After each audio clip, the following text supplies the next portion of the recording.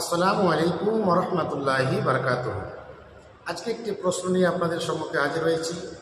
কয়েকজন ভাই আমাকে প্রশ্ন করেছেন অনলাইনের মাধ্যমে যে ভাইজান, কুরবানির যখন চাঁদ উঠে যায় বা কুরবানির যখন চাঁদ শুরু হয়, তো এই কুরবানির চাঁদ শুরু হওয়ার ক্ষেত্রে বা শুরু হওয়ার পর থেকে নিয়ে কুরবানি করার আগে পর্যন্ত, অর্থাৎ জিলহজ মাসের চাঁদ ওঠার পর থেকে 1 তারিখ থেকে নিয়ে 10 তারিখ পর্যন্ত আমরা এই যে টাইমটা রয়েছে, তো এই টাইমের মধ্যে অর্থাৎ কুরবানির চাঁদ উঠে যাওয়ার পরে আমরা কি কোনো আর পশু জবাই করতে পারবো?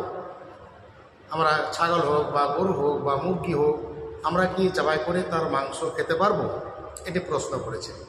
তো ভাইজান, আপনাদেরকে আমি জানাতে চাই যে কিতাবের মধ্যে এসেছে যে জিলহজ মাসের চাঁদ ওঠার পর, অর্থাৎ কুরবানির চাঁদ উঠে যাওয়ার পরে 10 তারিখ পর্যন্ত যদি আপনি কোনো পশু জবাই করেন, সেটা গাভী হোক, চাহে ছাগল হোক, চাহে মুরগি হোক, চাহে হাঁস, যে কোনো পশু যদি আপনি জবাই করে তার মাংস খান, তো হাদিস ও কোরআনের রশনীতে এর কোনো অসুবিধা নেই, আপনি খেতে পারেন।